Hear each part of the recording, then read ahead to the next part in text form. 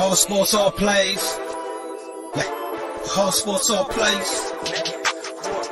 All sports, all plays. 365, we making up plays. You talking the game, get you through the days. We're high in the court, the dime in the lane. Variety, topics, living the same. All presentation, sports information. Hitting the airways, taking the nation. All sport, all plays, like working your faces. Grace at the field, so tie the laces. All sports, all plays.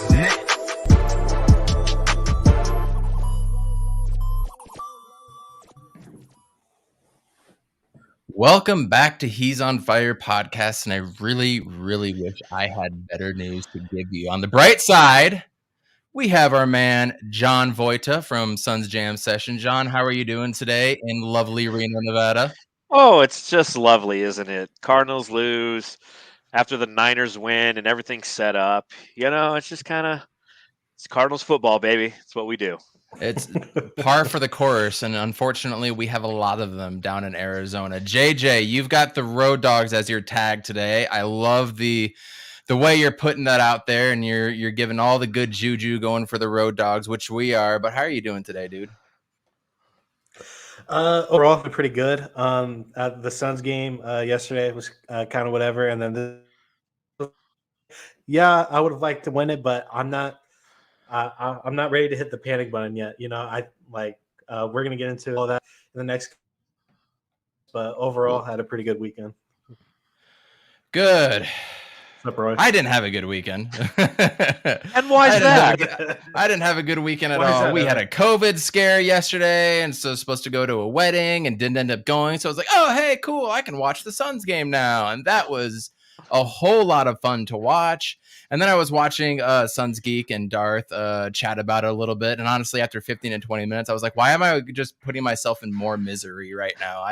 I don't want to watch the rest of this. No offense. And then I went back and I listened to the rest of it this morning. And it got me a little more hyped up. I was like, you know what? I just feel it for the Cardinals today. I just feel it. Chandler Jones goes in there, gets the strip sack. We take it all the way back for a touchdown. This is it. This is it. Hold the brakes. Hold the brakes. Horrible first half performance. I want to get into all of it, but then there was a point in that third quarter when the 49ers tied it up at 17-17. We were up 24-17, and it was just looking like a wonderful day. We're going to get the NFC West Division title. We're going to get a home game. We actually are going to win this home game, and then defense gets a stop, and we're up 24-17. Everything is looking good, and then everything completely fell apart. And I don't know if the guys weren't ready. I don't know what the hell happened. But John, you got to watch most of the game or some of the game, I hope. What were your just initial impressions from start to finish? Because it was a roller coaster ride today. Yeah, I mean that's what happens obviously when you play the Seahawks and you play that interdivision game. You're going to get the highs, you're going to get the lows, you're going to get everything kind of in between. And I think that we just saw the Cardinals lost at the line of scrimmage all day long.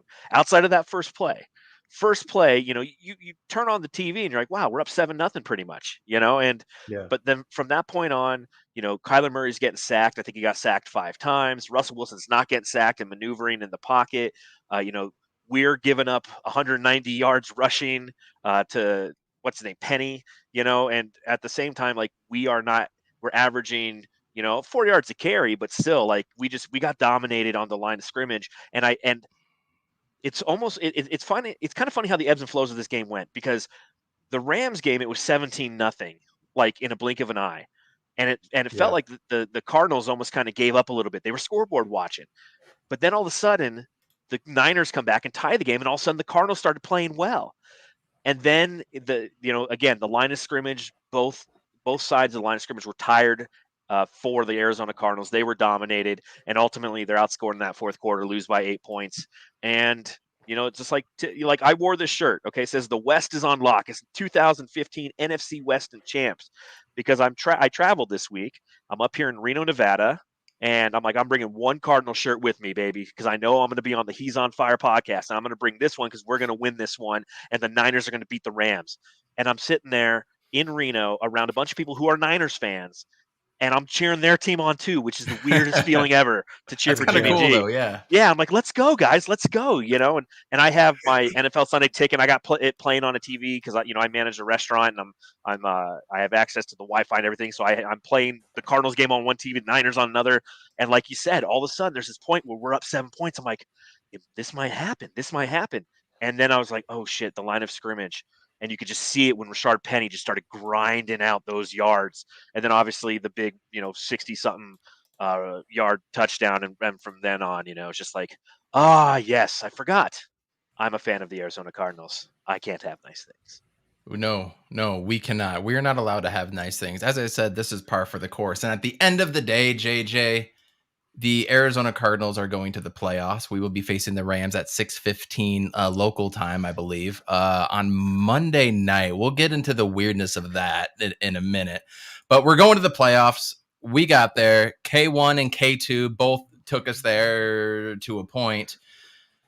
Talk to me about your overall feels of going into the playoffs, as I would say, backing into it. This is the term, backing into it. When you talk about backing into the playoffs, no, this is us. 1-4 our last 5 games. So talk to us about how you're feeling going into the playoffs, JJ. Well, I just hope that we can at least get our health in shape, like obviously D-Hop isn't ready. He came out with crutches. I'm like, I don't think we're going to be seeing him.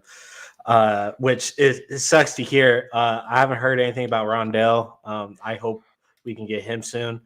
I'm just hoping to have JJ Watt for this Rams game because, I think in today's game, I thought the D-line did a relatively good job, especially Isaiah Simmons. I think he did really solid along with Chandler Jones. And the Zach Allen, too. I think all 3 of them did really well. It's just once you get past that D-line, the cornerback situation was awful from top to bottom. Even Byron couldn't cover everything that was going on. And I just don't understand how you don't cover Lockett, the number wide receiver 1, just going right through 4 guys. No one's paying attention.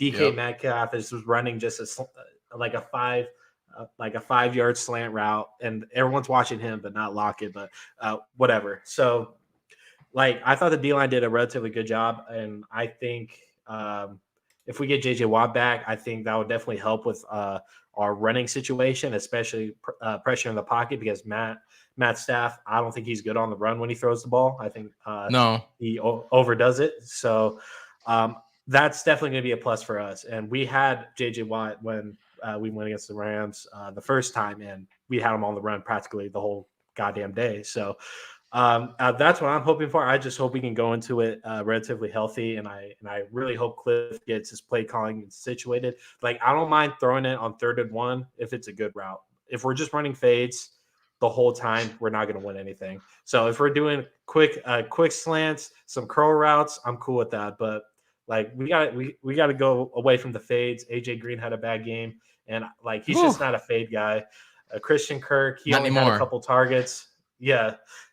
Christian Kirk had a couple of targets. I barely saw Antoine Wesley. Overall, the offense didn't have a good day. The O-line, terrible. It was mostly the ends. Max Garcia got blown through, like always, and then Humphreys sorry to cut you off. Insane. Right there. Yeah. The Chargers just got a touchdown with as no time expires. left. So 29 do you go for 2 here? Do you go for 2 here? What happened to the play? Oh. God, I wish we could pull it up. I wish Roger Goodell wasn't such a bitch.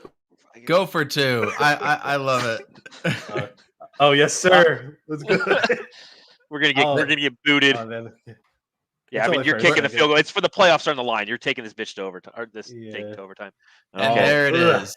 We're going to OT, extra football. Steelers fans are choking right now. Pittsburgh is clinching their seat right now. Dude, seriously. When they go to the coin toss, they should have both Derek Carr and Justin Herbert walk out there and say, hey, we're taking knees for the next 10 minutes. Just taking knees, bro. You down with it? I'm down with it. See you in the playoffs. 2 overtime games with playoff implications today. The NFL couldn't have asked for anything more than this. 3. You're right. Steelers. 3 different ones. I forgot about the Steeler one. 3 Yeah. different ones in a week 18, which for the record, I was not a fan of having a week 18. I thought there would be more injuries, more guys would maybe sit out, and we're just going to get just a shell of what the product should be. But here we are in week 18, and the excitement was huge. And I think a lot of it was their flex scheduling that they had for week 18, where they can move the pieces around. So like we were playing at the same time as the Niners and Rams were, who were playing at the same time as the Saints, who also needed to win to get into the playoffs. So and that same thing was with the smart. AFC in the morning games, because at Indianapolis playing against Jacksonville, they lost that game, which opened the door for both Baltimore and Pittsburgh, who played into an overtime game. So, yeah, I mean, when they first mentioned the fact that we'd have a week 18, I was kind of with you there, Coach. You know, I was like, why are we risking another week of potential guys getting hurt? Well, I know that we're pulling another week from the preseason, which is fine because the preseason is typically a joke. But at the same time, I'm all for more football. And I think that, you know, for those of you who play fantasy football, it gave you an extra week of the regular season, if you will. Instead of doing like 13-week regular seasons, it was 14 weeks regular season. And for me, it's just a little bit more fun that way for the same reason. In the fantasy community, it created a lot more opportunities, scenarios, and just overall fun in the leagues that I was a part of. And I was like, well, if this is what's occurring, you know, in week 14, I'm sure the NFL, it's going to be the same thing. Because you look at baseball, you know, baseball, I don't know if you remember all the way back, God, what was it, 2011, with the whole last day of the season with Boston playing Tampa Bay, Evan Longoria hitting bombs and all that excitement because of all the different or different outcomes that could have occurred. That's what spurred baseball to expand the way that they do the playoff, you know, and now they have all the extra wild cards. So anything that creates more excitement about around the product, I'm all for. And I'm with you. I was a little bit afraid about the injuries, but at the same time, I'm all good with it now, because clearly, I mean, this is going to be you know, a fantastic finish here, a fantastic finish all across the board. It just would have been great if the freaking Cardinals would have won, right? Oh, do your part, Cliff. Okay, and on that note, is Cliff Kingsbury that dude? 1-4 heading into this, or heading into the playoffs now, ending this. He has yet to coach a game, outcoach, I should say. He has yet to outcoach the other coach in a game that we have to win, whether it's to clinch for the playoffs, get better seeding. In this case, the damn division title. Is Cliff Kingsbury that dude in your eyes? Keep in mind what the product was when he took over and what it is now going to the playoffs. Every year he has done a little bit better. Precisely. And we're in the playoffs. Where are you at with that, John? I think that Cliff Kingsbury is a frustrating head coach because he does so many things that if even I was playing Madden, I wouldn't make some of the decisions that he makes. And that's just part of his growth, if you will. And as you mentioned, you know, he's been on a journey. You know, the first year, what did we win? 4 games, 5 games with his first I year? think 5. Yeah, plus Yeah. and a tie. And a tie. And a tie. You know, the second year, yes, there was 2 games where we had an opportunity to handle our own destiny, much akin to today, and he didn't handle it. This year, he's had essentially 5 games to handle our own destiny, and he's failed on all occasions except for the one that beat the Dallas Cowboys and ultimately got us kind of, but again, as you mentioned, we backed into the playoffs. So everything that he's kind of done along his journey has been a backed into situation. So we have a negative connotation around everything that surrounds K2. So we do have to pose that question: is he that guy? We don't know yet because we haven't seen him in the playoffs. We don't know yet because we haven't seen him on a year post playoff where there's a lot more expectations. I've always said this. I think he would be a fantastic offensive coordinator. And you know, I wish he was our offensive coordinator. We had a different head coach just to make some different decisions at the back end of games. But at the same time, I'm gonna put faith in him, because if you told me honestly at the beginning of the season that we'd be 11-6 and we'd be in the playoffs, I would have been pretty ecstatic, because I remember looking at that schedule and I'm like, man, I just don't see it. I can see 9-7. And again, I'm a pessimistic Cardinals fan because I'm a Cardinals fan, right? So I was pessimistic, and you know what? They came out on fire. They faltered as of late for numerous different reasons that were kind of outside of Cliff. You know, the COVID, you know, having our punter be out for the Colts game and we lose by 6 points and we gave up 7, you know, simply by kicking. I mean, there's all these little things that are outside of Cliff's control. So it's very different from the Phoenix Suns, where I say in Monty we trust. I don't say in Cliff we trust. But I'm just going to sit back and try to enjoy the ride as much as I can. And, we know that ride is a roller coaster that's going to have several loop-de-loops that are going to make us sick. It is a roller coaster, and it's frustrating because you see some times where he's going for 2 and we, for no reason, like, oh, let's go up by 2 points or let's go up by 5 points instead of 4. Let's go up by 6 instead of 5. And you're like, Yes. we don't need that at this point. And then they go for 2 after we fail, and all of a sudden we're down 3 when it could have been a 2-point game. Or there's so many weird things that just piss you off as a fan, and you just sit there and you're like, I know this is what you're not supposed to do. Why the hell are you doing it? And then he gets too cute for himself, or he'll completely abandon the run game. And the wheels just tend to fall off with him. I'm not sure where I land. I mean, at this point, I would say you have to give him another year. I don't know if you can. Of course. I don't know if you can pull the carpet under him. Although, you know what? I understand the reasons why. And I don't know if there's an answer out there. So if anybody wants to fire him, you have to come up with an answer as to who you're going to replace him with, because you lose Cliff Kingsbury. You're also going to lose Vance Joseph, for better or for worse. So where are you at with Vance Joseph and how he's run the defense? Because the defense is essentially him. All Cliff does is the offense and the game management situations. No, I like Vance Joseph. I think that he's definitely grown on me. I think in his first year, obviously, that was the year where we only won 5 games. But you could tell that both him and Keim were, building something, and now we're starting to see the fruits of that. We're starting to see a lot of the big name free agents show up here. We're really starting to see a lot of the impact that he has. He's somebody who could potentially leave in the offseason and take a head coaching job somewhere else, for sure. But I'm a big fan of him and his schemes and the intensity that the players play and the passion that the players play under him. That's where I'm kind of when it comes to Vance Joseph. I totally agree with that. JJ, I want to ask you a couple questions here based on some of your tweets today that we interacted with each other. So we were going back and forth, and it was mainly because of Kyler Murray. And you said, he's not really the issue. And I beg to differ to a point. He's not blocking the line. So there's not much he can do when 3 or 4 guys are coming at him. The thing that pisses me off with Kyler Murray is I'd be interested to see the sacks stats, if you will. How many of them were double-digit loss sacks? Why can't he step up in the pocket and just forfeit that play for 5 or 6 yards? Why He's afraid of getting hit. He's afraid of getting hit. Well, then go down. He's so good at sliding. Just go ahead and slide down in the pocket. He's always trying to make things happen, which I appreciate. I get it. You're a competitor. You want to make things happen. But so many times he has not been able to make that extra play, and it's been sacked 10, 12, 15-yard losses. A couple of them in some games were 16-plus yards. Talk to me about your thoughts on Kyler Murray, if he's progressed this year, if he's been underwhelming. Granted, he was out for 4 or 5 games. I mean, he was out for 36 total days in the middle of the season. But JJ, give me your thoughts on K1. I mean, I wasn't disagreeing with you. It was just like I completely understood what you're saying. And if you compare it to last year's Kyler with this Kyler, I think this Kyler is a lot better, just because he finds those buckets for the receivers that he couldn't last year. I think he's a little better on his feet and just and I definitely agree with he needs to throw the ball out, and him just running out. Just running, like if he was running side to side, like in the pocket, cool, like sideline to sideline, but him just drifting out and create that space, that's definitely causing for a disaster, especially if you go against the Seattle D-line, which are quick on their feet and they're pretty big guys. So I totally agree with everything that you were saying. It was just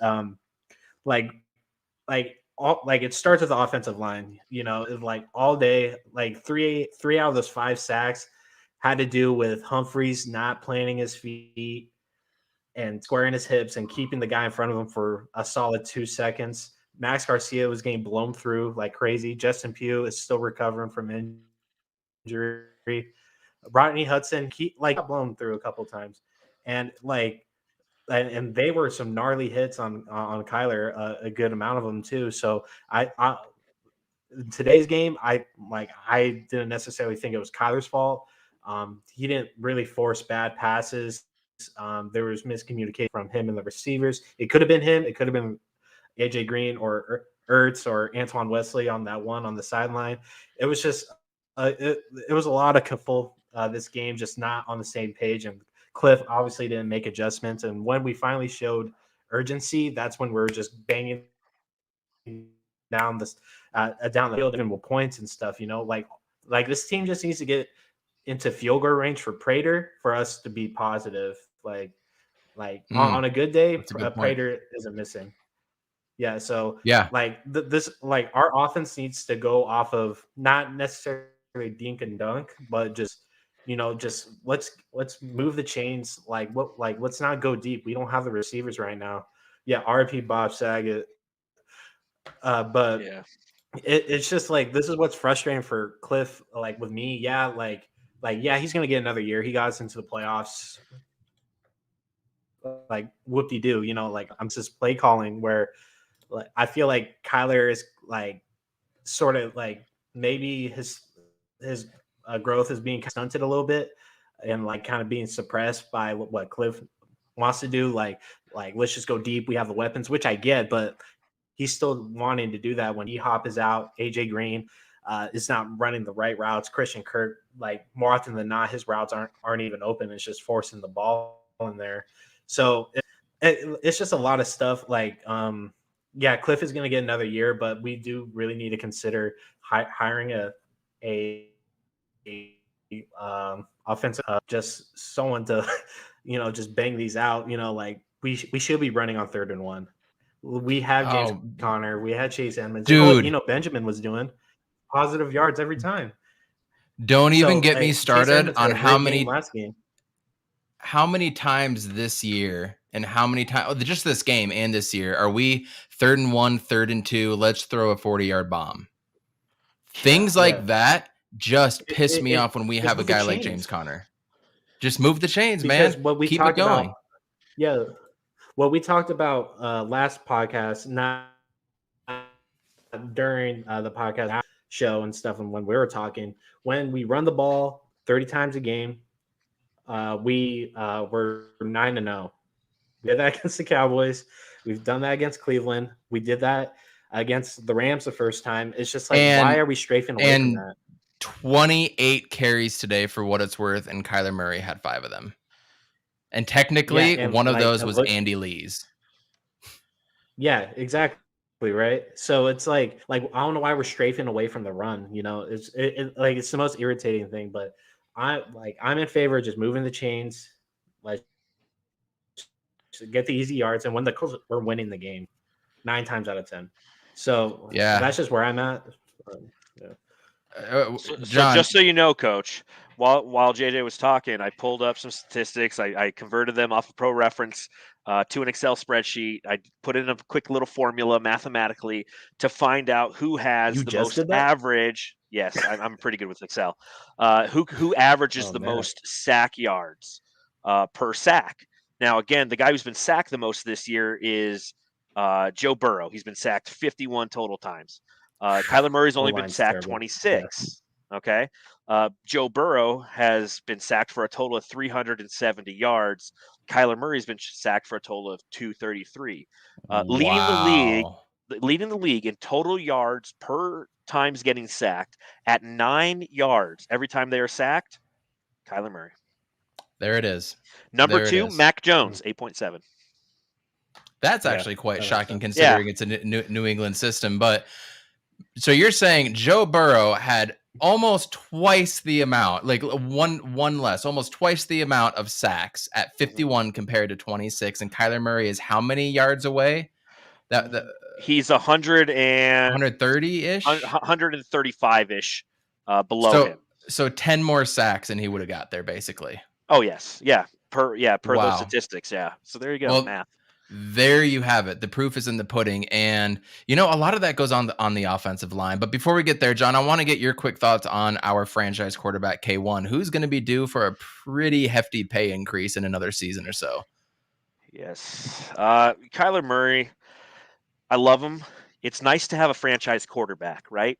Because every franchise quarterback we've ever had at the Arizona Cardinals is a guy who's at the back end of his career, right?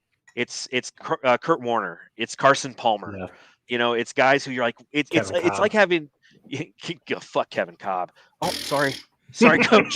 Sorry, ASAP Sports. Sorry, ASAP Sports. I meant F. Kevin Cobb. I remember writing this long piece on like a CBS Sports Line blog about giving up DRC for Kevin Cobb and how overrated he was, and the only reason everybody in the league loved him is because he played in the NFC East, and that was the crown jewel for the NFL at the time. Yada yada yada. And Andy Reid had a hell of a system for any QB, basically. Exactly, and we were getting the shaft, and go figure, we did. But so you have Kyler Murray, who comes in here. He is a franchise quarterback. He is somebody who you can, the moment we got him, I went and bought the jersey. I love Kyler Murray. I love what he brings, even though he's undersized, and you definitely see it a lot of times, where he just he can't see over the middle. He's thrown off his back foot. He's afraid to get a hit, and I don't like his body language a lot of the times. Those are the issues I have with him. But then you go and you look at like Justin Fields, and you look at like what other options are out there and other franchises. And I'm sure we all have friends of other teams and other fan bases who just lament who their quarterback is. I have a lot of Lions fans in my life. Oh, so I mean, and I have a lot of Bears fans in my life, and they all can't stand. They couldn't stand Trubisky. They're Trubisky truthers. They want to believe in these guys because Bears fans are just all so gullible and such. Like, oh, I want him to do well. And the same thing with like Justin Fields and whatnot. We wanted Kevin Cobb to do well, but here we are being realists. Exactly. Well, that's the problem. Is we're realists. But again, I think that Kyler Murray has a lot of growth to do as a leader, and I think in the past couple of weeks we started to see that he's had some of that growth. But again, it's going to come. The season begins on next Monday for us. Everything that's happened this season's a moot point because now we're in the playoffs, and now it's a completely different kind of game. And now we really get to see what we have with Kyler Murray. He's a guy who's played in big games. He's a guy who's also lost in big games. He's a guy who's played, and I think they got stomped by Georgia when he played for them in the Rose Bowl, whatever bowl it was. God, they're going to kick the field goal here. Yeah, it was Georgia. I remember them playing Georgia. I don't remember what bowl it was. Yeah. But again, so when it comes to Kyler, he's our guy. That's just what it is. Him and Cliff, it's a pairing that you love it, you hate it. It is what it is. Tie game. They just tied it 32-32. I love this for Steelers fans.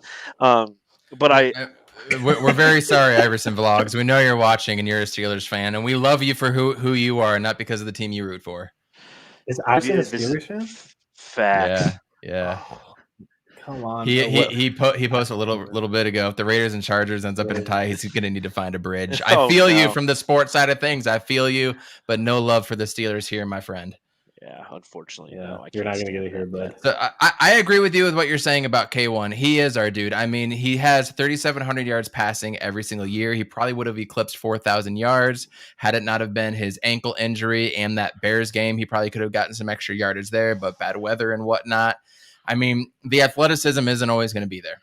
And that's my problem with Kyler Murray. The quickness, the burst of speed, all that stuff is not always going to be there. So what kind of quarterback is he going to be? He's a great passer, though. He's very accurate, though. That's the other thing you have to like about him. He's a very accurate passer. Yeah. And that's what I do like about him. That's when I talk about 69.4% this year. It's fantastic, so I mean, that's great. That's one thing that I do love about him. That's what Baker Mayfield lacks, That's what Russell Wilson had when he was younger and has been lacking until, of course, today. But I mean, so even if he doesn't have that athleticism, he's still going to have that arm, and I'll get behind that. Good, bad, or indifferent. Guess what? Tom Brady, as much as he wins, he doesn't win every year. Aaron Rodgers only won one Super Bowl. As long as we're getting to the playoffs every year and I get to enjoy football in January, I'm a happy dude because I bought this shirt in 2015. That was the last time we were in the playoffs. So, you got to, as critical as we are, because we are fans, and fan is short, obviously, for fanatic. As critical as we are at times, you have to every now and then take a step back and go, you know what? At least we're in the playoffs. Because we've been living on the outside looking in for so long. So if it's K1 and Cliff Kingsbury and they got us to the playoffs, then ride or die. Let's go. I'm not even mad at that. That is 100% accurate. I completely agree. Unfortunately, again, we're backing into it and we can't finish strong. I think for next year, when I was on Quest for the West with our friends at 49ers Cutback, when I would go on with them every Tuesday, he said I was the most reserved Cardinals fan he ever met, considering we were 7-0 and then 8-1, or whatever. Because you knew what was going to happen. Yep. Yep, I was taking a step back, and I swear to God, I'm not saying a positive thing about this team until the last 6 games when it comes to next year. But we do have January football coming up for the playoffs for the Arizona Cardinals, and that's what matters. And that's what every fan wants, is a chance to get there. Anybody think we were going to the Super Bowl in 2008, 2009? Nope. Nobody did. But here we are with a chance to play a team who we know. It's not going to be a brand new team we haven't faced before. We know this team. We know what they're about. All you got to do is get enough pressure on Matt Stafford, and he will make enough errors where we can capitalize. And we can do that. And if you're bored, go onto Twitter and just go to some Ram threads. Go to like literally the Los Angeles Rams Twitter page and look at their, like, we won the West, and then start to read what all their fans are saying. They don't want to face us. They're saying, hey, you're not going to beat this team 2 times in a row. They beat us the first time. They beat, we beat them the second time. You're not going to beat them 2 times in a row. If our defense plays like it did against the 49ers, we're screwed. They're going to provide pressure on like, as you mentioned, they're going to provide pressure on Stafford. So we're screwed. So, it's not like the Rams are coming into this unbelievably confident team. They lost today too, to the Niners at home. After being up 17-0. Exactly. So it's like, it's not like this is the worst thing to play the Rams. If you were going to ask me at the beginning of today, before anything went down, if I'd rather play the Rams or the Cowboys, I would say the Rams. Oh, would you rather play the Rams, the Cowboys, or the 49ers? The Rams. Really? I would have rather played the Niners. The Cowboys. Niners are scary. The Niners are scary. I agree. Exactly, and they run the crap of and they run all over us. And one thing that and Deebo Samuel, and they use him as a running back. Yep. Whereas Sean McVay, like, he consistently abandons the run, and that plays right into our hands, I feel. Whereas the Cowboys, one, I don't want to have to deal with that in my household. My wife and her entire family are Cowboys fans, so I didn't talk any. My wife too. I didn't know that. Yeah. So, and my my co-host Matthew Lissy on the Suns Jam Session podcast. That's my brother-in-law, and they're all from Lubbock, Texas, and they love the Cowboys. And I grew up hating the Cowboys. I'm like, but you know what? At least she likes football, so that was my thing. Some people are like, oh, why are you with her? She's a Cowboys fan. It's like, she cares about the sport. Trust me, if you've ever dated anyone who doesn't like football, it really sucks on Sundays during the fall, because they're like, you're just going to sit there and watch football all day? You're like, yeah, yep, I am. So, but I didn't want to play them because they're a team that, one, their offense, Dak is very touch and go, and Zeke is banged up, but they have the weapons that terrify me. Whereas with the Rams, the only weapon that truly terrifies me is Cooper Kupp. Robert Woods is hurt. Odell Beckham Jr., I'm not truly terrified of. And then you look at the defense, and I think the defense is what about Higbee? Higbee's been lighting us up the last few games, though. True, and I feel like whoever's the tight end for the Rams always lights us up. Going back to Jared Cook at the first game of the season years ago, just going for like 3 touchdowns or something. I was playing against him in fantasy. I'll never forget that one. So I mean, I think that the Cowboys are a team that I don't know about. They have the talent on both sides of the ball.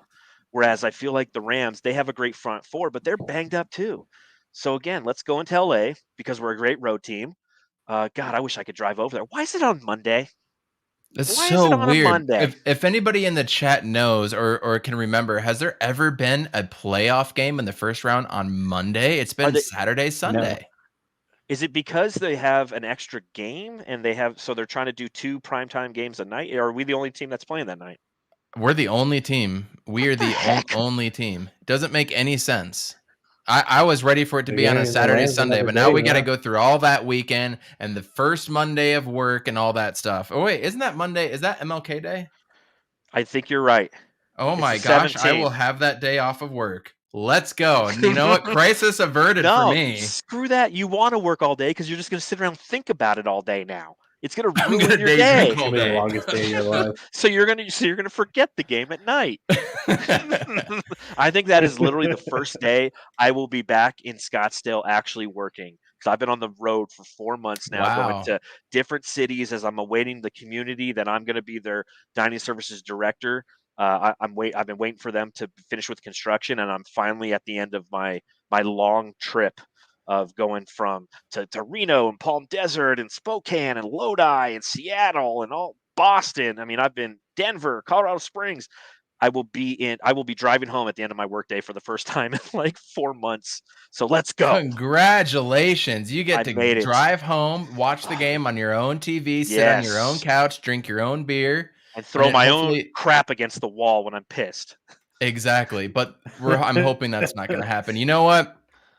Maybe JJ Watt is the injection we need. Maybe just that fierce tenacity, that never give up attitude, that I'm never going to take a playoff attitude. All of his playoff wins. Yep. All of his playoff wins. But you know what? Maybe that extra 3 to 5% is what we need. He is going to be on a snap count. He's not going to play the whole game. So if there's 60 to 70 defensive snaps, I heard quite a few times, he's probably going to play 30 to 35. Put him on the early rundowns, first and second, go after the quarterback on third down, have him come out. I'm almost of the mind, let's see what happens on first down and let him go out on second and third down where we have the most issues. Maybe he can be that just little bit of jolt to push us over the edge. But I'll tell you what, you guys, I need Cliff Kingsbury to come out with a game plan like he did for Colt McCoy. Yes. And I need Kyler Murray to execute that shit. No 10, 12-yard sacks. That was his best football planning that we've seen from him. That was his best football planning, was when all of our dudes were out on offense. And, James Conner getting hurt with the ribs, right away, that just didn't look good. And they said it was kind of similar to what Chase Edmonds has. So we're probably not going to get that 1-2 punch that we haven't had all year. This game, meanwhile, is going to tick all the way down. Are they actually going to? Looks like they're going to call for a timeout. Yep. So they are going to have it. Calling the timeout. Next score wins here. What we'll do is we'll get really close to me real quick. Guys, how you doing? Right? Yeah. So once they kick the, I'm going to turn it because if you put it too many seconds on the programming, it'll shut you off. I know from experience. I know from NBA All-Star as well. So let's see here. Daniel Carson's walking on. See, he's walking on. 2 seconds left. How far out is it? That's the question. He's gonna miss it on purpose. I swear to God. Please. They should do just take a knee. Oh, that's totally makeable. So all right, here we go. You ready? Live on the He's on Fire podcast. 47-yarder. For the Steelers' fate. Got it. Oh, no, got it. Unreal. Oh, why did Goodbye, Chargers. Bye, Chargers. Sorry to Goodbye, Chargers. Jay. I know that's Justin's team is the Chargers. I wonder if Iverson Vlogs is still here. Vlogs, if you're still here, I want to know how you're feeling right now. Yeah, seriously. Congratulations to you for being able to watch the game, but I don't really. Yeah, whatever. Wow. The offensive line was atrocious. DJ Humphries was atrocious. We end up killing ourselves or shooting ourselves in the foot, killing every single drive because we can get a 57-yard play by AJ Green and it's going to be always called back. The defensive line looked good at times, but overall was just pounded by Rashad Penny. The coverage was questionable at best. Budda Baker played awful today as well, too. I've never seen more missed tackles from Budda than I saw today. So Marco Wilson needs to come back. I don't think we're going to expect Alfred to come back either.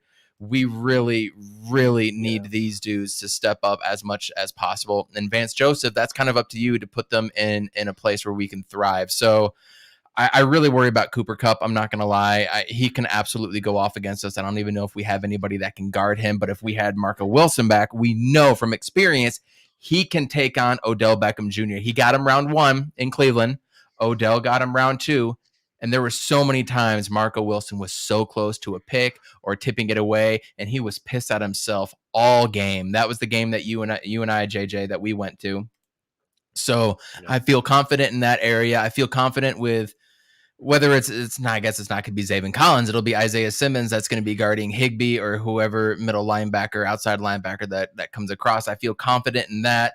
If JJ Watt can bring that, I can talk myself into anything. I'm an Arizona sports fan just like you guys here. I can talk myself into anything. The big question is, can Cliff Kingsbury rally the team? I felt like they quit on him last year. I don't know if they necessarily quit on themselves this year just because of the 7-0 start, and they know that they were going to the playoffs, so I can't say they quit. but I didn't feel the love from the team. I didn't feel like they were all in it together. And there's been a lot of question marks with the receivers who just didn't show up today. Flat out didn't show up. Not one receiver came to play today and create any type of space. So I question the receivers and if we can get anything going because of Kyler Murray pulling a Luka Doncic and doing this. So to be determined, Cardinals fans. But you know what? We're here. We're in the dance. And this is all you can ask for. So I want to turn over to a few Suns questions to you, John. Real quick. Yeah. Before we hit that, question for you. Does Cooper Kupp win the MVP? And if he doesn't, why not?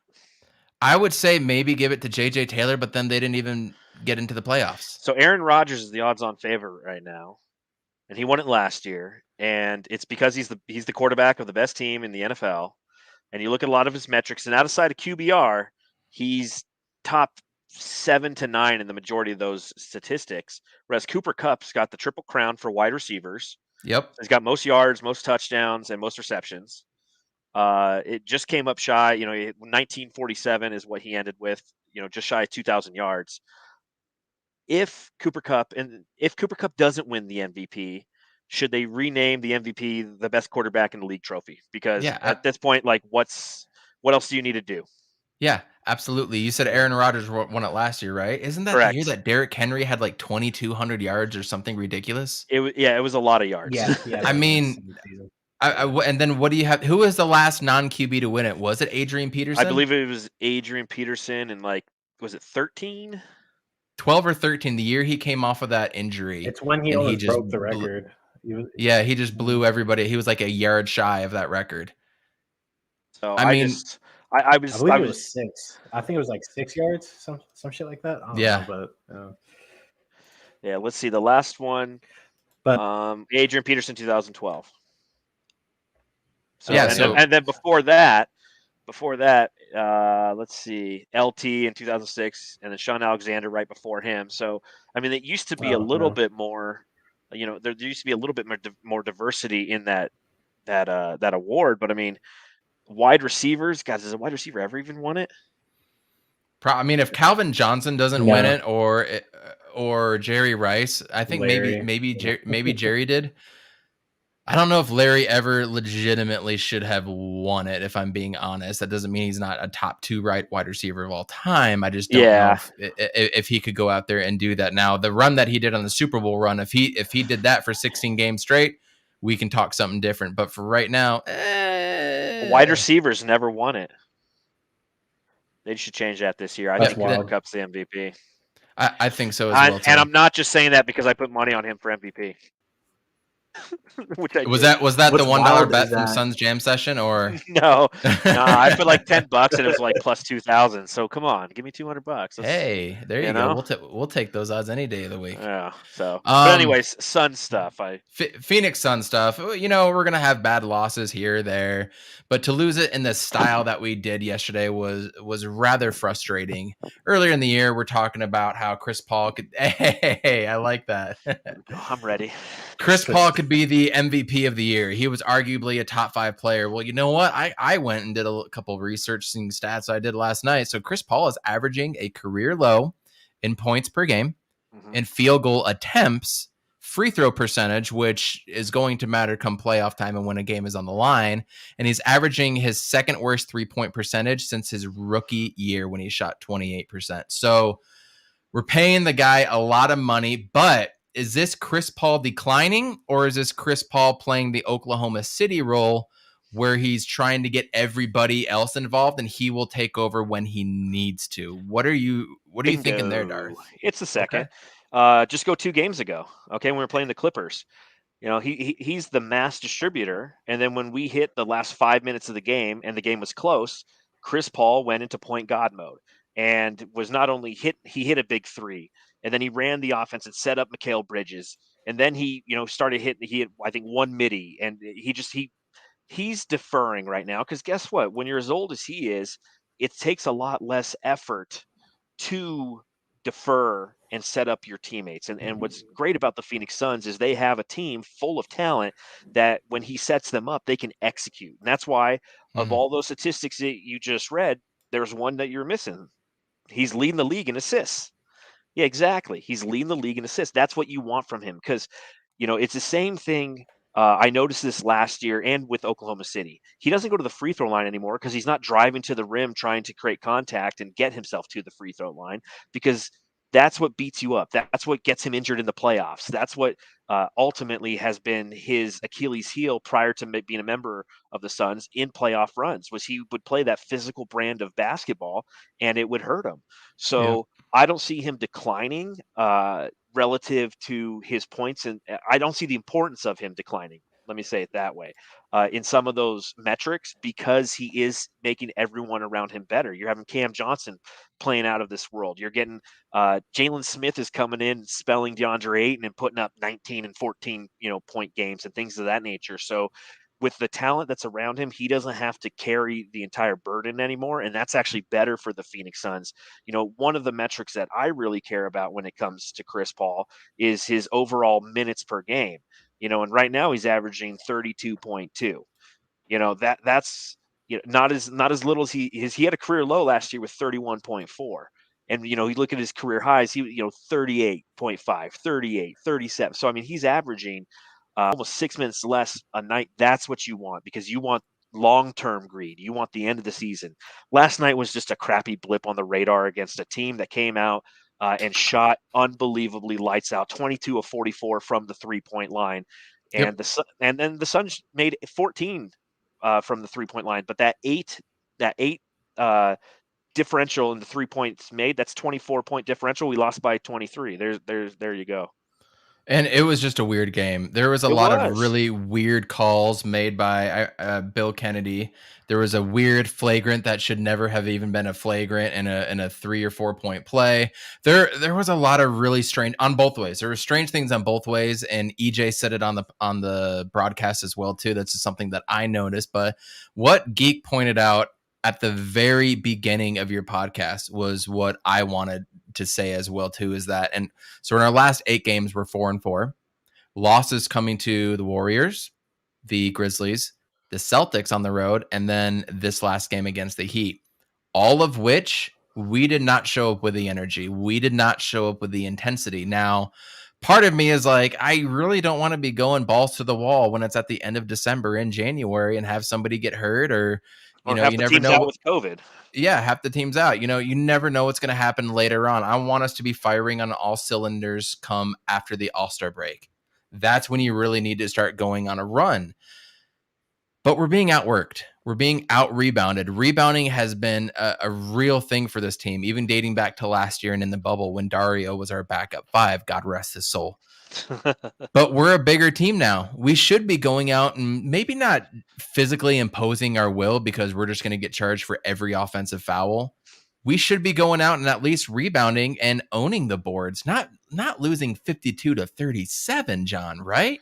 Talk to me about the rebounding inequities on this team. Well, I always like to say whenever anybody asks me, what are the 2 weaknesses that this team currently has? And rebounding is part of that. But again, overall, they're 8th in the league in rebounding. So there's, again, spurts where rebounding has been detrimental to this team. You look at last night, part of the reason why they weren't getting a ton of rebounds is because Miami was making everything. It's hard to get a rebound off a shot that goes in. And the other side of that is I felt like DA, who played 11 minutes in that second quarter, was gassed. And Yes. Monty left him out there way too long. I mean, he should have played him about 5 minutes in that second quarter and let Bismack Biyombo pick up the other 5. And I bet you we would have had better rebounding numbers. But I think it's more it's something you have to keep more of an eye on is that free throw percentage. It's definitely gone up as of recently. They're up to 80%, which is 5th in the league. And just, 3-4 weeks ago, they were like 16th in the league. So although we feel, because we watch every game so intensely, that these are the weaknesses of the team, the metrics are still coming up for both of those areas. The last time I was talking to who was I talking with? I think it was Dave King, and we were having that conversation about weaknesses. That was 3 weeks ago, and now both of those metrics have risen. So again, it's ebbs and flows. The rebounding over the past 8 games has been tough because before we got Bismack Biyombo, we literally had Jalen Smith because we had no DA and no JaVale McGee, so we got killed in that game. again, last night was just an oddity. And it's like I said at the beginning of the podcast last night, I am crumbling that one up and I'm just shooting that one into the trash. And I'm making it just like the Miami Heat did.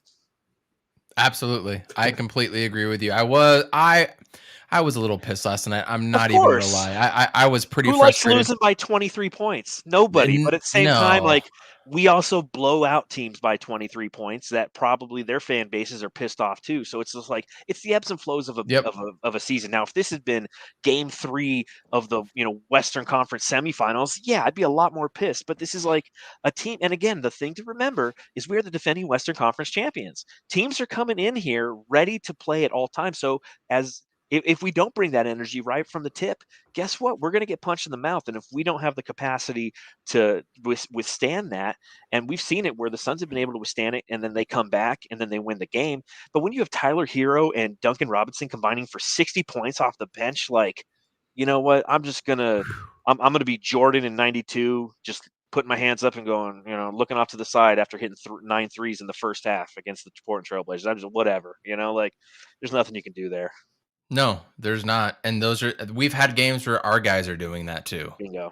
So after podcasts, I know when we're winning by 23, what'd you see from the game? Oh, we just moved the ball well. We hit open shots. And how about those amazing it was referees? A good game. Yeah, who are we playing tomorrow?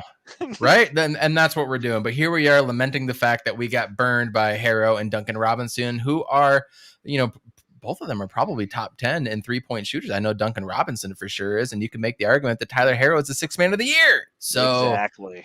So what are we talking about, right? I guess it does suck when you've got a no-name center and a no-name Max Struss out there, and you're just like, who are these guys? But it's a COVID year. DA was tired. He was not himself. We could argue that point all across, but at the same time, it's good to see all the guys out there, and we still have yet to have a Phoenix Suns game cancel on us due to COVID. So take your wins and losses as an ebb and flow, and we need to get right at the end of the year. JJ, did you watch much of the game last night? Yeah, I watched the full thing. Besides like the last 2 minutes because for obvious reasons, but yeah, I turned it off at 4 or 5 minutes left. I was like, I wasn't. Johnson's okay. No one saw that last minute. He tweaked his ankle. That's one thing. I saw the replay of that. And that's a Monty thing on me. Still out there. Yeah. That was stupid. So you saw how they played. I wanted to say you saw how they played last night, and we've talked on our podcast about how we're doing and things going forward. So we have a really big 5-game road stretch coming up. We got 2 days off today and tomorrow, which is really nice because it doesn't seem like we've been able to get 2 days off in a row for a while. And then we got to travel to Toronto, who has an empty stadium now, by the way. So there's not going to be a crowd there. Don't have to worry about that, which that just sucks, but I get it. And then we're at Indiana, who spanked us last year at home. That was the first game after the All-Star break, so they have the capacity to be able to do so. They're one of those teams that always plays well against the Suns for some reason. I feel like I went to a game 2 or 3 years ago, and, man, they just beat the living crud out of us, man. It was embarrassing. I don't know what it is. If our bigs aren't ready to go, Sabonis can go off for 40. He can. He is that guy, and maybe this is the Torrey Craig revenge game. Oh man! And then Bridges had a career high against him last year, though. If I remember correctly. That's true. But then I'm a Suns nerd. I really am. Jeez, I remember that crap. Suns nerd and Suns geek. I should remake my persona to that Suns nerd. See what Brandon says. I like that. Just totally rip him off. Hey, what are you doing? Suns nerd. Then we got to travel to Detroit, who also beat us last year. That was at the beginning of the year. But they do have a Jeremy Grant and guys that can go off, so you definitely got to account for them.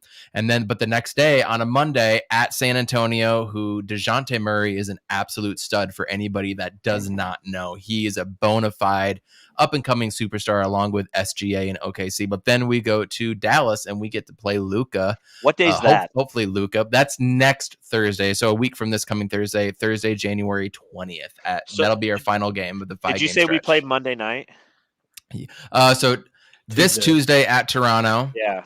2 days off again. Okay. At Indiana next Friday. Okay. And then next Sunday at Detroit. Uh-huh. Monday at shit. Dang it. So we have a 6:15 Cardinals game and a And a 6:30 Spurs game. Oh, and it's the Spurs too. Oh, darn it. I hate to break the news for you, John, but because it's a Cardinals game, we're going to be going live during that time, and then we'll do some post-game Sun stuff, not to compete with you or anything. That's okay. We only get 10 viewers, so we'll be okay. But dang it. Just saw that means right I have to do the podcast during the Cardinals third quarter. That's going to be the quickest for anyone who are here who watches the Suns Jam Session podcast. That Monday, the 17th of January, is going to be the shortest Suns Jam Session podcast we've ever done. Fact. Well, make sure Matthew Lissy's on there, and you can be like, Matthew, what'd you think of the game? And then you can just yeah, just peace out. I'm doing it, man. Dang it. God yeah, that's a bummer. Okay, so JJ, this is our stretch. We're 4-4 since the Christmas Day game against Golden State. The teams that have beat us handily, and we haven't looked efficient at all. We've been slow to the loose ball, bad on the boards, poor shooting. We could go on and on, but we have a really pivotal 5-game stretch here where if we want a number 1 seed, you guys, we still need to keep pace. It's not like we can just rest on our laurels and we had an 18-0 streak or something like that. No, we still need to keep pace. I, for one, am not big on specifically playing for the number 1 seed. You play who's in front of you. You play hard every game and let the cards fall where they may. So if we want to keep pace, this is going to be a pivotal matchup. Every game is going to be a pivotal matchup for us, and every game has its own test. How are you feeling about this Suns team after last night with hopefully everybody back going into a 5-game road trip, JJ? I mean, I'll be foolish to say if I wasn't confident, but just knowing what this team is at full capacity. So it's really just going to come down to what Jay Crowder and JaVale coming back from protocol, just to see where they are, just stamina wise, and seeing if they can be on the floor at all. That's what last night was, is that they got fatigued quick. Monty kept them in for too long, took minutes away from guys that could have made a difference in the game, probably would have made better defensive switches, put some pressure on Hero in the corner. But I'm following you. Yeah. I hear you. Yeah, so it's it's going to come down to how they are in particular. But we've seen this team pull wins out of nowhere with upcoming Jalen Smith, 19 and 14, 15, 12 games. Biombo out of nowhere, defensive presence of just a great pivotal thing. And just in the paint, that's going to come in handy with going against Indiana, because Sabonis likes driving into the middle, try to have a little short mid jumper. Miles Turner is going to be there, and Biombo does great against Miles Turner. I don't know if you guys have seen the numbers. I wish I would have saved it, but Biombo practically owns Miles Turner. So, but that's a great point. Big, so. I'm really wondering what our rotation is going to be, because when you say that, I just think immediately, well, we can't be having Jay Crowder or even Cam Johnson out there if Miles Turner and Sabonis are out there at the same time, right? Because that's what beat us last year when we played them. Maybe we do have to have Ayton and JaVale at the same time, and then Jalen Smith and Biombo at the same time. We even talked about that on our podcast, and even when I was on Suns Jam, I brought up how many different types of lineups we can do. JJ, are you in favor of seeing those big lineups, or are you okay with the guys at the 4 being the Jay Crowder and Cam Johnson? No, absolutely. Now we're in a position where we can really mess with lineups and not necessarily sacrifice a certain seeding. We're still right here with the Warriors. They're going to be going through growing pains when Clay back and stuff. Jordan Poole's going to be moving down to the 6th man. That bench is probably going to be weird for a bit, so they're probably going to lose some games in a stretch too. So. We can mess with some lineups, go big against Indiana. We can go relatively small against San Antonio, and we can just see what we're dealing with. DA, he's going to come back and be more flourishing and stuff. That's going to happen. That's inevitable. It might take him a little bit because he's DA. He doesn't necessarily bounce back right away. But JaVale, he's going to pick it up kind of quick. He's a veteran. He's been around the world a couple times. With dealing with injuries and just stuff like that. But I'm confident. I think we will go on a big stretch. And with the CP3 thing, he's not digressing. He's playing a more conservative role. That's why Cam Johnson's flourishing. That's why Mikal is finding himself, him creating his own shots. Yeah, good call. And driving he needs to, and all that. And Devin Booker, he's had a couple nights, but we expect that he's gonna have a couple of those in a stretch in like any given month. So it's not a big deal. But this team is better than what is perceived. Devin Booker can miss 17 straight shots and we still win by 15. So I'm not tripping. So this road stretch, I expect them maybe lose a game or two, but we're definitely gonna stay right there with the Warriors, if not pass them by two games, if that. Word. I completely agree. I think we will lose a game, and it'll probably be on the back end of a back-to-back. So that would be the San Antonio game. Hopefully, we're not doing a dual loss podcast that night. But God, don't say that. But I am a realist. I'm not here to give you all the roses and flowers and everything, you guys. It just is what it is. Flowers. But you never know. You never know with this team what you're going to get on different nights. Are they going to come out and hit shots, or are they just going to be lackadaisical? And you can say the same thing about the Arizona Cardinals as well, too. John, before we get out of here, I mean, you talk about Suns all the time. What are a few other things in the NBA that you've noticed? Is there a team that you're just like really impressed with, a player that's come out of nowhere? Is there a college player you're looking forward to seeing in the NBA next year? Give us a couple pointers on the league, man. All right. See, this is great because I'm not used to getting questions. I normally just ask Matthew questions.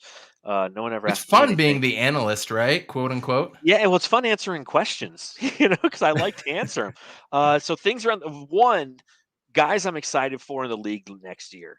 Carry the one 0 because I don't know anybody right now. I'm not a college basketball guy. I know that you are. Obviously, you follow Sun Devil hoops. I don't know. I couldn't tell you who the number one prospect is right now. There really isn't a clear one this year, which makes it kind of fun at the same time. And again, this is the advantage of being a Phoenix Suns fan right now is I don't have to know who these guys are. And it's fantastic because for so many years over the past decade, I've had to pay attention to what's going on in the college hoops world because I was trying to form an opinion on who I think the Phoenix Suns should get. So nothing excited there. If you go around the league and, some different talk points, if you will, let's see. One, I love what's happening in Los Angeles to the Lakers. I absolutely love it. LeBron is having to spend way too much energy trying to keep that team afloat, and it's just a pure disaster. And then he's on fire. He's on fire. It's a fact. I absolutely love that. Good take. If you go around the league, Matthew and I talk about it a lot. I'm a big John Morant fan, and seeing how he's progressed this year and the way that he's progressing, enjoy it. Because I'll tell you this, as I mentioned about Chris Paul, there's a reason why Chris Paul doesn't drive to the hoop is because it's a physical game. And John Morant plays a very physical type of basketball to the point where I think he's in the top 4 of total points in the paint, and he's the only one who's a guard.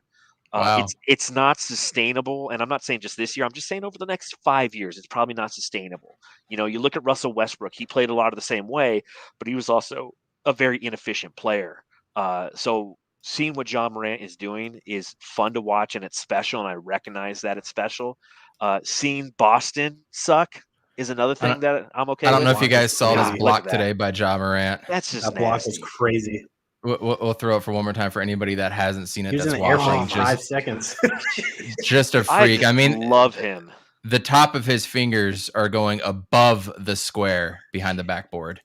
Beautiful. Yeah, anyways, go ahead. And it does suck that we lost on a basket to him that ended up being ruled a travel the next day, but still, he's so unstoppable. He's got such a mix of, he's got some obviously Russell Westbrook in him, but he reminds me of one of my favorite players as a kid, and that was Allen Iverson. and he's got the quickness and the ability to get to the rim, and you can't keep him in front of you. So I really enjoy watching John Morant play. As I was mentioning, the Boston Celtics, seeing the shit show that's become is another one of the things that I just kind of personally take a little bit of joy in. And I know I probably should. That's awesome that you got there, JJ. I love AI, man. His shoes, I have like 10 pairs of his shoes, and every time Finish Line releases a new pair, I get them. I'm really my trying to wife buy thinks I'm some. crazy. Yeah. They're like $120, so it's nothing like crazy. It's not like Jordans where you got to spend like $400. Mm-hmm. You know, there's just a lot my of wife shitty thinks colorways. yeah. I got Jordans on right now. What does that say about me? I got them for Christmas though, so that's different. So which Jordans did you get? Hold on. Let's see. I love shoes. My wife. It's funny. I'm the one who's all about the shoes. Oh, those are sick. Oh, you dude. got some teams? Yeah, it's. I love it when you can't really see it because it gets all light, but there's all sorts of the designs in there, and you love it when it's that pair. Yeah. So I think these are the ones that just came out last year. Okay, I was about to say because those have kind of like an homage to the 3s. Yep. But it also looks kind of like the 12s. Like the 11s. Yeah, they're whatever last year's 11. was. Last year's was the 34th, or I don't know what it is anymore, but yeah. Yeah, I'm a low key sneaker geek. Like I literally text pictures of Jordan 1s to my wife in different colorways. I'm like, hey, I need the red ones. They match my Cardinals gear. I need my blue ones for my Dodgers. So like I low key love all that stuff. Got it. I'm trying to think if there's anybody else or anything else in the NBA. I'm actually really surprised about the Boston thing. Like I coached against Jaylen Brown when he was in high school, so I got to see that actual talent that he had there. And dude you could just tell. In high school, you could tell like that he was going to be that dude. Watching him at Cal, you knew he was that guy. I got to watch him when he played Utah here, so it's funny watching him play in person in high school and all the way up. So I'm a big fan of his. Big fan of Jason Tatum's too. I love Jason Tatum. Really? Why not? And I guess this is just kind of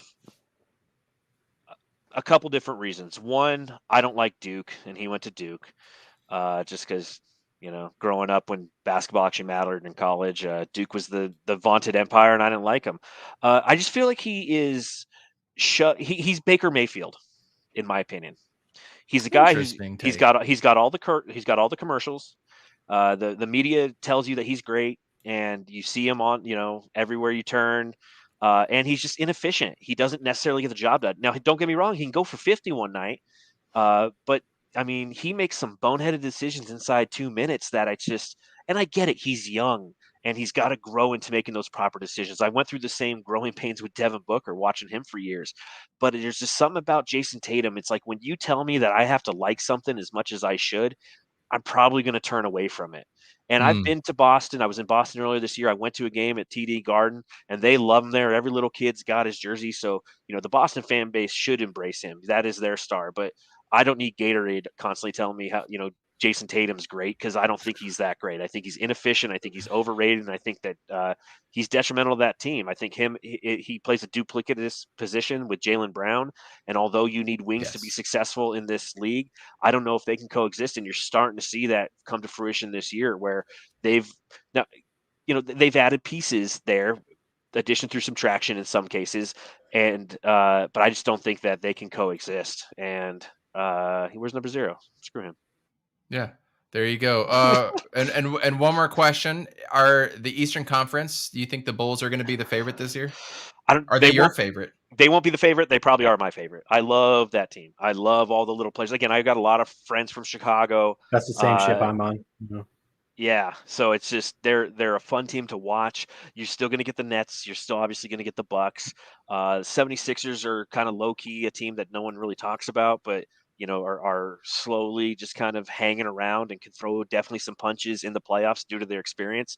But I was a huge Lonzo Ball fan coming out of UCLA.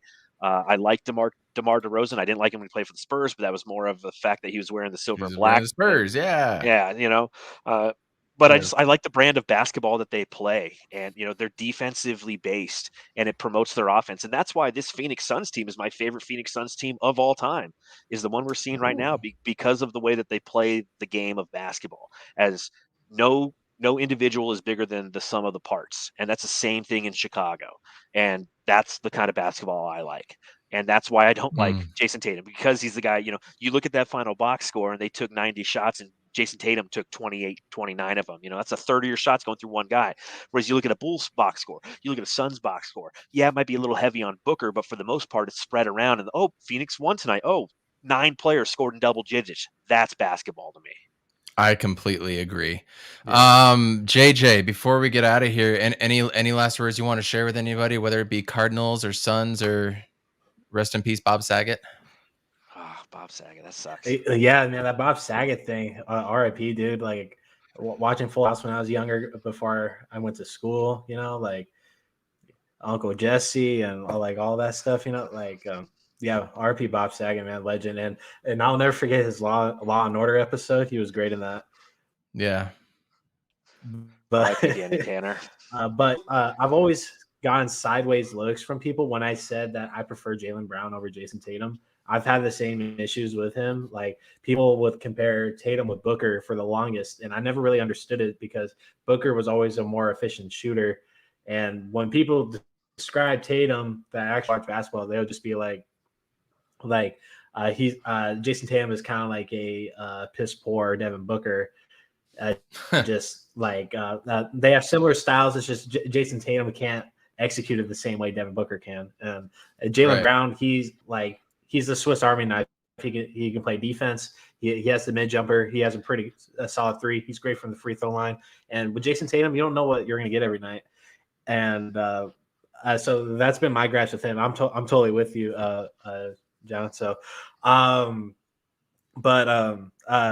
with Cardinals and Suns stuff, like the Suns, they're, we're like probably the best team in the league, 1 or 2. There's no arguing with that. Past that, the Jazz don't really touch us. We have a nice cushion from who's ever in third.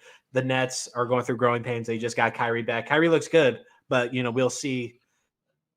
He can't play at home though. How Harden is in that system, how he's going to play, how consistent he's going to be. That Nets team after KD, Harden, and Kyrie, it's a cluster. It's Patty Mills. It's Patty Mills. Don't get me wrong. Yeah, it's basically Patty Mills. Good, but their bench is wonky. Anybody outside those 4 is going to be wonky. When it comes to playoff time, it's going to be tough for them. yeah. We all know what that's from. Yep.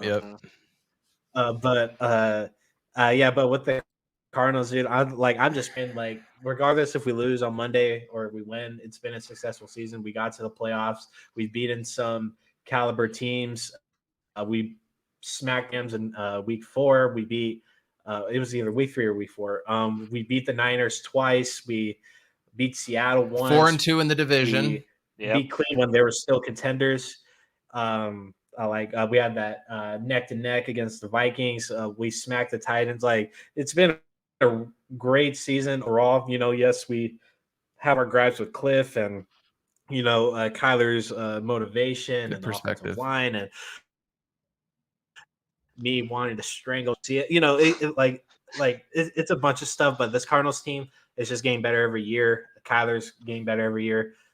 Cliff too, even though it feels like he's taking 1 step forward and 2 steps back sometimes, but just pray to God that Roger Goodell doesn't mess us up, giving the Rams an extra day. I don't know why they're doing that.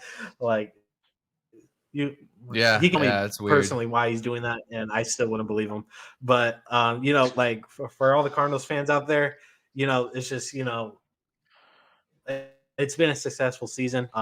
We've just banged on all cylinders. We had that streak. We had media credibility for a while. Yeah, it's kind of dissipated, but we're still in the playoffs. And Seattle beat us, but they're not in the playoffs. Pete Carroll and Russ are probably going to split. So you're right. I'm happy with everything that's going on. So go Cards, go Suns. Hey, Amen. 3 years ago, or maybe it's 4 years ago now, both teams had the number 1 pick. Bingo. And that's how bad we were in the Valley. And then if you want to talk about the Coyotes and the Diamondbacks, you can loop those in as well too. But here we are. We are going to be going to the playoffs starting on Monday. Phoenix Suns, Arizona Cardinals fans, good juju, nothing but good juju going into this game because the Cardinals are going to win on Monday night. He's on Fire podcast. We'll be with you. Thanks for tuning in, guys. And it is caught! Down strong! It's coming. Matthews. Watch this replay. Yes, sir. Larry Fitzgerald. It's insane to the 4-yard line. Crowder looking, throws it alley. I know Roger has. Puts it down. He puts it down.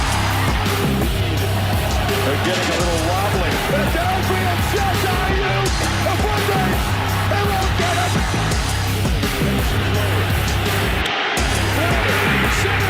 I was in the stadium for that moment. We're winning Monday. I don't care. We're Let's winning go. Monday.